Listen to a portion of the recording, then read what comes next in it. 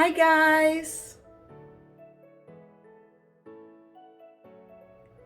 Today I wanted to talk a little bit about Elizabethan collars or e-collars. One of my friends had asked me to talk a little bit about it, and initially I was kind of nervous to do it because I certainly don't want to undermine any veterinarian making a recommendation for what type of collar to have your pet wear.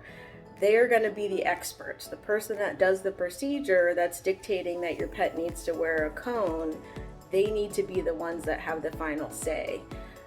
What I want to do with this video is just let you know what's out there. These are things to bring to your vet and get approval. These are not things to just decide to do and do it, because a lot of these collars, the reason that there's so many, whenever there's more than one of something, that means that no collar really works great, and there's going to be potential complications. There's going to be struggles that you have to deal with when you use it.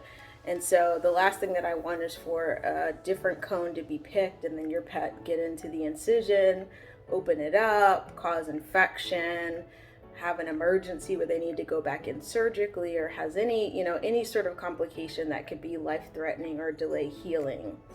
So I mention these things just to say there's other things out there, but talk to your vet before you buy anything. Now, the traditional e-collar is that kind of big plastic cone. It's really bulky, it's really firm.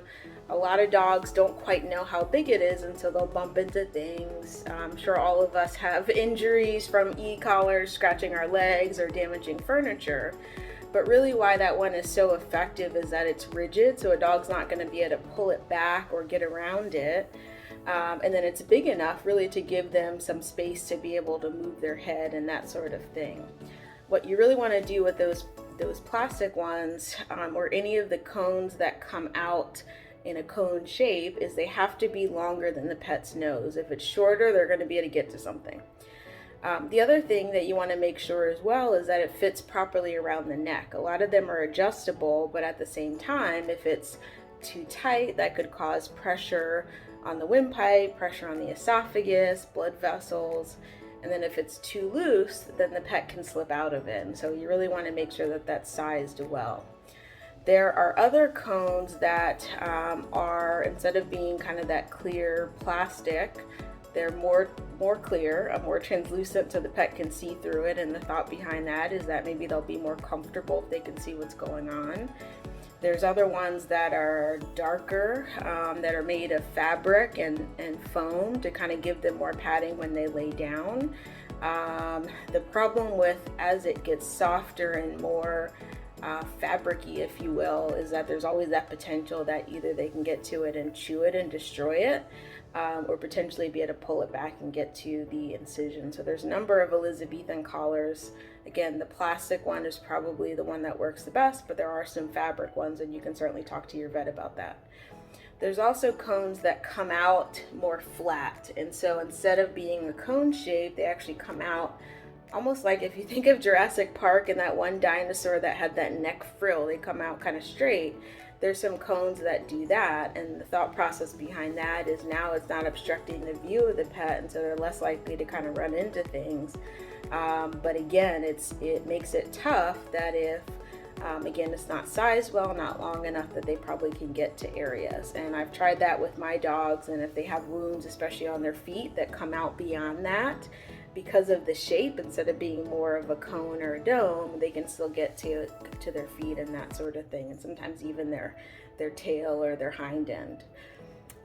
There's also different cones or different e-collars that there's like an inflatable, almost like a neck brace sort of thing. Again, because it's not coming out past their nose, they can sometimes get to their hind end, they can get to their feet. And so it's not great unless there's something that's going to be more along the chest area where it'll be difficult for them to get to that. But again, sometimes they can puncture, sometimes they can get around it. There's also plastic kind of neck braces. So instead of being inflatable and soft, this is more like a solid plastic piece. I think it's called the bite knot collar. With my dog, my Doberman, his neck is actually pretty thick, and then it kind of tapers as it goes to his head, so he's actually able to slip that one off. So the bite knot, how it works is not only do they have a cone, a plastic piece that kind of keeps their head and neck straight, but it also has some straps that go around their limbs. And so the big risk with that is that you have to watch where those straps come off, because again, if it's rubbing, in the armpit region, the axillary region, they can get burns, they can get, it could actually cut through the skin. So you have to be very careful. And then if they manage to get that off, that could become a foreign body that could then need surgery if it got stuck in the intestines. So that's out there as well, but I think the hard part is trying to get it snug enough on the neck without compressing things too much, and then again they can sometimes slip it off, and then you worry about foreign bodies.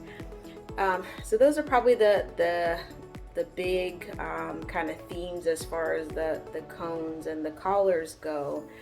There's also the possibility of doing almost like clothing. So instead of blocking the ability for their kind of head and mouth to get to it, that you cover it and then you decrease their want to try to chew something. Now again, dogs can lick, dogs can chew, and so if they want to get at an incision and all you have covering it is fabric, they can definitely still get to it, but sometimes covers or clothing work. There's one company in particular called Dog Legs, and a lot of surgeons use this company, and I again use it for my own dogs, but they make different kind of clothing styles that can either cover a limb, part of a limb or a paw. They make some that cover their chest and their torso. They have some that come down quite far, and so those would be things to consider as well if you have a pet that's not going to try to get to it and all you really need to do is cover it. So all of those things are things to think about. You may have seen on the internet, because I just saw it, there was a meme of, I think it was a shepherd or husky that had, someone had made a collar out of the pool noodles. So they had cut pieces off of it, and then they had fed the pool noodles through kind of an oversized collar and put that on. They were saying that it was really cheap, effective. Hey, talk to your vet about that. I wouldn't do it. The pool noodles, they roll, and so it'd be very, very easy for a pet to get that stuck on a cage or rub on the floor and actually have it roll off the head. The pool noodles are also going to be compressible because they're foam, and so that would be another way for the pet to get out of it, is to compress it. That gives their neck more room where it can come off.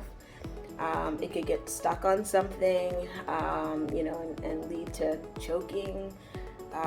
It can also still make it really easy for them to get to incisions, again, especially if they're on the hind end or the limb. So I wouldn't recommend kind of making your own cone, nor would I recommend, if you buy a collar, I've seen where people have done with the traditional plastic e-collars, they've cut out a segment of it to allow the pet to eat and drink. And that provides an avenue for them to be able to get to the incision. So it's not that they're just going to use that little cutout to eat and drink and leave their incision alone. They're going to look for everything that they can do to get to their incision, to make a mess. So don't cut it. If your pet is having difficulty eating and drinking, again, talk to your vet. They're always going to be the expert. But if you're standing right there with them and they need to eat and drink, you can take the cone off for the exact amount of time for them to eat and drink. You don't walk away, you stay right there, watch them drink, watch them eat, and then the cone goes right back on. Same if they're having trouble going to the bathroom with the cone on. If they're just really afraid, take it off, be right there with them. So probably leash and collar, be right there with them, have them do their business, the cone goes on. Some people say, hey, my pet sleeps in my bed, I won't put the cone on, I'll wake up if something happens. You won't. So they really need to wear the cone at night as well, or anytime that you're not supervising them. And I always recommend that you keep it on 24 hours a day, maybe short breaks for them to eat and drink and go potty, but you have to be right there with them.